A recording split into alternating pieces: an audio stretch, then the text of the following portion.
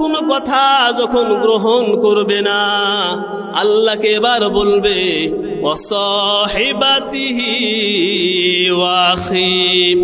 এবার বান্দা বলবে, হে আমার রব, দুনিয়ার জমিনে আমার স্ত্রী ছিল, দুনিয়ার জমিনে আমার ভাই ছিল, আমার ভাই এবং স্ত্রীকে আপনি জাহান্নামে দেন, এরপরেও আপনি আমাকে জাহান্নাম থেকে বাঁচিয়ে দেন। আল্লাহ যখন এটাও কবুল করবে না, এবার বান্দা বলবে ওয়া ফাসিলাতিহিল্লাতী তুউই। আল্লাহ কি ওই অপরাধী বান্দা বলবে, রাব্বি কারীম, আয় আল্লাহ তাআলা, আমার থাকার মতো কেউ ছিল না, আমার থাকার মতো আমার বাড়ি ছিল না, আমার ঘর ছিল না, আমার কেউ ছিল না, কিন্তু দুনিয়ার জমিনে আমাকে অনেকে আশ্রয় দিয়েছিল, আমার বসস্থান ছিল না, আমাকে কেউ দেখার মতো মানুষ ছিল না, তারা আমাকে এই দুনিয়ার জমিনে তারা আমাকে জায়গা করে দিয়েছিল।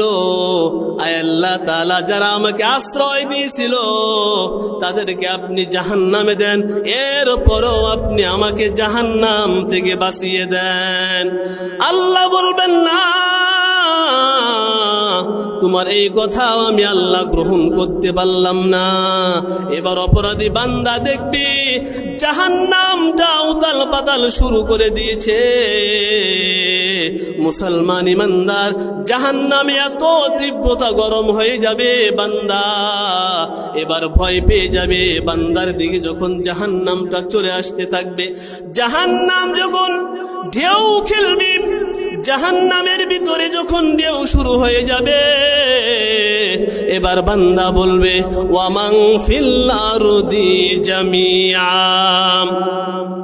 আল্লাহ বলবেন, আল্লাহ তাআলা, এই পৃথিবীর জমিনে যত মানুষ আছে, রাব্বি কারীম, আপনি সকলকে জাহান্নামে দেন, এরপরেও আপনি আমাকে জাহান্নাম থেকে বাঁচায়া দেন।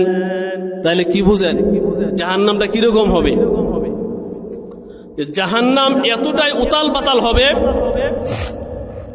জাহান্নাম যখন হুঙ্কার দিবে, তর্জন দিবে, তখন জাহান্নামের তর্জনের কারণে, হুঙ্কারের কারণে, তখন ওই ব্যক্তিরা বলবে মান ফিল আরদি জামিআ, আয় আল্লাহ তাআলা সর্বশেষ।